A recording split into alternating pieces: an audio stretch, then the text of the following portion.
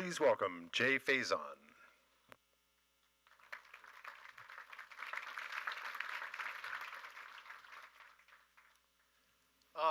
Thanks so much for Third Wave for having me. I'm going to break it up a little bit here and walk around, use some slides.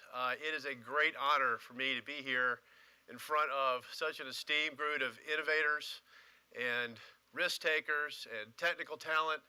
I mean, you are America's greatest asset, right? This is what built America. These new industries driven by innovators is what built our country, right?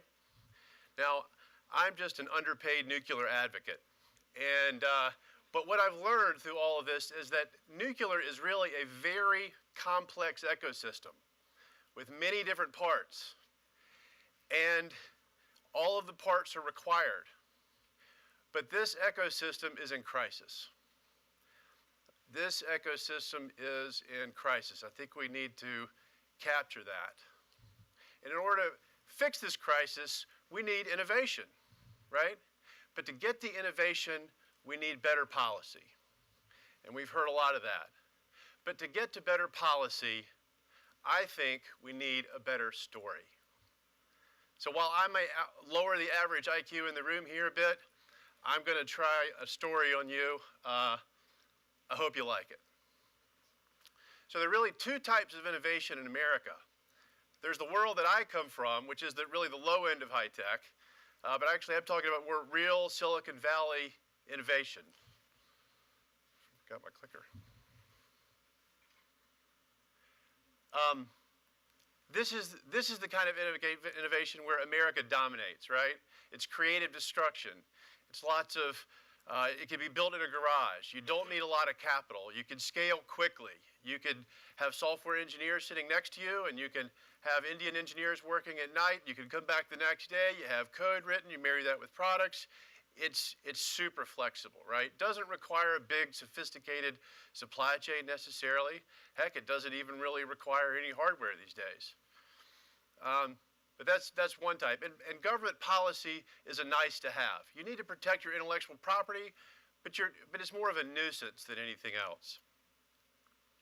Now, industrial innovation, something that I've started to learn into here, is entirely different. And I think when most Americans think about industrial innovation, when they think about innovation, they think about Silicon Valley innovation. You think about Uber and Apple and Google. But there's a real misunderstanding about what required to win with big industrial innovation like we did in the 50s and 60s. We're not winning that game. You know, China, Korea, Japan was. We are not winning that game today. This is an entirely different game. It requires a lot of capital. It requires a lot of patience, very long payback periods. It requires a skilled workforce, not necessarily with STEM education, but a lot of advanced welders, advanced technical talent. And you have to have, creative destruction is not a good thing. You don't want one company here today and another company here tomorrow. You need to have consistency. It can take a decade to build a good supply chain, right? And you have to have good government policy. You have to have consistent government policy. And I've been on the Hill a lot, and I think this has kind of been missing in the discussion. So I was at a fundraiser and with a presidential candidate, and he was asked the question, what is your energy policy? And he said, well, right now there's probably a guy in a garage that's coming up with the next greatest thing like we did for fracking. And I'm sitting there going, hold on a second here. Fracking was developed at the Department of Energy. You know, it was a 20-year life cycle. It was hundreds of millions of dollars. What are you talking about? Everybody in the room's going, yeah, that's right. Yeah, that's what we can do. And that's the big gap that we have today, right? This is not a garage, right? This is Vogel. And they wouldn't tell me what the train cost, but I think somebody slipped and told me I think it was like $100 million to put 2 reactors in place for, and then what happens to the train afterwards? There's no plan on the horizon. I'm not sure what they're going to do with this crane, but it's pretty damn impressive when you see it in action. 6,000 workers, unbelievable complexity, and you know we're trying to do all this at the same time. We're not building a sustainable supply chain right now. So how did we get here? I mean, we invented nuclear. We won World War II with nuclear, and then we turned that into what could have been the majority of our energy supply, right? We built it, we studied it, we tested it at national laboratories, we hit the gas, we even got up to building 90 plants at the same time. That's a lot, right? You can't scale wind and solar anywhere that fast. That's a lot of electricity coming online. But 1979, 3 Mile Island, right, followed by the China Syndrome and the environmentalist movement, boy, they were in high gear. And they won, and we stopped.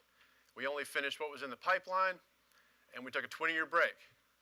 Now, imagine you're Vogel, and by the way, I have a ton of respect for Southern Energy. You want to spin back up a new project again, okay, with a supply chain that's been dormant for 20 years. That I respect. I mean, crazy. Really, really, really difficult, right? Admirable. But that's what we need in this country, right? We need bold moves. If we look forward, what do we have to look forward to? We have to look forward to maintenance and upgrades, right? If I'm a supplier, am I really going to invest in my business when that's what I'm looking at? I met a nuclear engineer in Charlotte who was one of the best and the brightest, a really smart kid. Went to work, second week on the job, CEO comes in, we got a great opportunity. It's around decommissioning power plants. He's like, okay, all right. Went back, sharpened up his resume, left the industry. I mean, honestly, that's kind of where we are, right? I think we need to call a spade a spade. We're in a crisis situation. We are losing to Russia and China. They have the foot on the gas. The car is well ahead of us on the highway, right? And if you look at Wen Jiabao, what the former premier said, and this is so Chinese, right? We're going to advance in an orderly and steady manner. And when you're talking about building a big industry, that's the way you got to do it, right? Stagger your plants.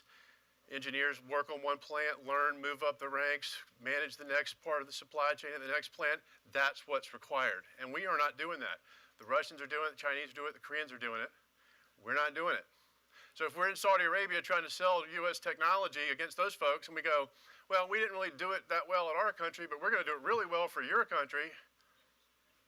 And they go, well, you know, we don't have all these engineers and stuff. What can you do can you bring the whole? We can't bring the whole supply chain. China can literally bring the whole supply chain, and they are, and they'll build it all. But we won't have any say in any nuclear control, any proliferation control, and I'll get to that. So we're on the international marketplace. If you look at the percentage of projects that are being managed or built out there, we're really not a player. So what? So what's the big deal? I mean, if you're pitching me and I'm in Congress and I got 100 things on my desk, what's the big deal? So, I mean, in shipbuilding, we went from first to irrelevant. So what if we do the same thing? Is that a big deal? Well, I think it is, right? And it's an economic story. It's a national security story, right? We built this industry, and when we did, we were pretty responsible with it. We set up South Korea. We set up a lot of hooks in those supply chain agreements, right? 1, 2, 3 agreements from the State Department, you know, proliferation controls, those kind of things. Well, you know, China might not have the same standards we do. And if you look at Iran, I'd probably argue that maybe they don't have the same standards. And by the way, as you all know, and by the way, during this talk, I don't think you're going to learn any facts. I've realized that after talking to you at coffee. But maybe the story is beneficial. All these countries are coming online. We have no say in who gets it and how they use it. That's really in China and Russia's hands. That's not good. The nuclear navy, I mean, nuclear really drives our most important navy assets, carriers and subs. Like if this industry starts doing what it continues to do what it's doing, which is collapse in on itself, you don't have a career path for Navy nukes, and there's stress in the supply chain because obviously there's overlaps between the domestic energy and the Navy nuclear supply chain. It's a huge industry. Related jobs, 475,000 jobs. And this isn't, you know, you got your shovel in the ground one day and then you're worried about the next job, the next one, the next. If you have a sustainable nuclear industry, you have high-paying, skilled labor jobs, and that's really what we're missing today in this country, right? Instead of putting a Band-Aid on, why don't we go to the root of the problem and fix that? Let's fix this. Internationally, we don't know how big the energy market's going to be, right? I mean, we don't know how many air conditioners the Indians are going to buy. The Chinese bought 50 million air conditioners last year. So it's a huge market. Who's going to win this market? Not us the way it's going today, right? So enough doom and gloom. Let's talk about a solution. Like, let's pivot here a little bit. What do we do about it? Well, we have technologists that have better technology, which makes sense since we created all this here in the first place, right? I mean, we just let it go, but we have these designs, right? We have more creativity in this room in nuclear than countries could ever hope for. A lot of countries could ever hope for. And the great thing about smaller reactors and advanced reactors is they play to our strengths. I mean, if you think about a SWOT analysis, strengths, weaknesses, opportunities, and threats, you should play to your strengths, right? You should mitigate your weaknesses. You should leverage your opportunities and eliminate your threats. What are our strengths? Design, advanced engineering, advanced manufacturing, right? Small and medium-sized reactors play exactly into that space. By doing that, we would actually allow ourselves to export. We don't have to ship 6,000 people to a job site in Saudi Arabia, right? I mean, if these are walk-away safe with a lower safety envelope and a third of the steel, structural steel rebar and cement, right? Perhaps we can compete. Or we could allow the Russians and Chinese to come here in our country and sell to us. That actually could happen one day, right? I mean, that's kind of a strange thought. If you think about weaknesses, we're just not going to out-cement the Chinese. That's not going to happen, right? This mitigates that weaknesses. Opportunity, I think I just spoke to, and the threat, if we stay in the international supply chain, then we have a say in nuclear proliferation, right? When Egypt comes online, we're there at the table. If they want our technology, there's a role for us to play. Like, how many people are from the Hill here? Anybody? Okay, would that argument play? I mean, I hope so, right? Because that's what we're looking for, right? Because we got to have better policy. But here come the Chinese again, right? They're actually doing this. High temperature gas cooled reactor, they say it's going to be finished this year. I've spent a lot of time in China. They actually finish. And I know nuclear might be an exception, but generally, give them enough time, they're going to finish when they say they're going to finish, right? They are unbelievably efficient. I've seen it with my own eyes over a lot of years. I'll bet this thing gets done. 2 more in the pipeline, and Saudi Arabia's already hired an MOU for the same type of reactor in their country. This is a little bit of embarrassment here, right? And these are the kind of stories I hope that resonate, because we built the technology, we have the designs. China's effectively just taken those designs and started to commercialize them. And what are we doing? We are hamstringing our entrepreneurs with crazy regulations so that we can't take the ideas that we invented here and commercialize those ideas. Right? That should make us a little ashamed of ourselves, I think, as a country. So why? Why, with all these opportunities and risks, are we such a low priority? Well, when I got to DC, and I've spent a lot of time sort of advocating, let's call it that, and so I asked somebody, why would what I think are priorities, you don't, and vice versa? Why are the big things not necessarily the first things? And they said, well, Jay, you have to understand, there's 2 forms of time in DC. There's now, and there's not now, right? And it made a lot of sense, right? We're in a 24-hour news cycle. There's a lot of folks coming at the amount of mail that comes in the offices and all these things is very distracting. We live in an ADD world, not just in Washington, D.C. So we have to rise above the noise, right? Now, somebody told me that this movie was about energy lobbyists. Could this look familiar? Could you see somebody about to lose their plant in the stairway with a staffer? I could see that as a staffer there. Unfortunately, the nuclear industry, I think nobody in this room had a part in this movie, right? At least from my experience on the Hill and around town, we're not delivering the same level of impact and the same level of urgency around these issues. And frankly, the squeakiest wheel gets the most grease, right? I think we need to squeak a lot more. But I also think we need a story, right? What pulls people? There's 2 ways to share information. We can push it, or we can pull people into a story, right? Good stories are good marketing, and that sells. And we have a great story, right? We invented this here in this country. This was one of our most successful industries, employed the most people, supplied affordable and clean power, could have been a majority of our power supply. We had a problem. You know, we had an incident at the end of the 70s that basically turned public opinion against us, and we've been struggling ever since. We then try to amp back up again. We try 4 or 5 plants at the same time. We don't get those sort of sequential learnings. We're now over budget and over time. People think we're too expensive. And wake up one morning today, we are in a crisis. Now, if we want to participate in the now and the not now continuum, let's just call it a crisis, right? The good news is, it is a crisis, right? We cannot afford to just let this industry go away. Now, but what's the significance? We say we have a crisis, but what's the significance? We have to explain that. And it has to be more than everybody's got a job story. We need to tell the job story, but we need to do more. We need to put this into a tight story. A lot of other lobbyists, a lot of other industries, a lot of other advocates have a lot of consistency in the way they tell this.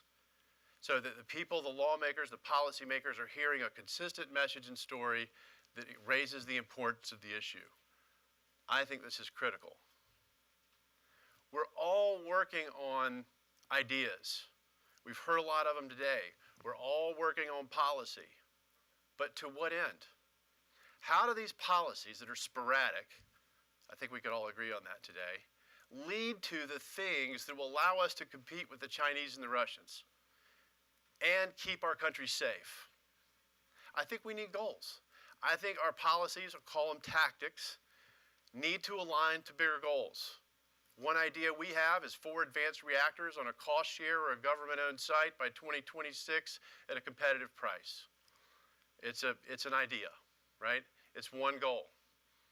But love to have some more ideas. Now, if we have that, if we have a clear and compelling story, we acknowledge that we're in a crisis, we've built the significance, and we've got a package of policy that makes sense as a tight solution, I still don't think we're there. I think we need one more thing. I think we need a national priority statement, right? We had one. I'll go to that. Here's an idea. This is just one idea. The U.S. nuclear industry is a priority for our national security, economy, and diverse energy systems. You know, that's not anything, I'm not going to win a creative award for that.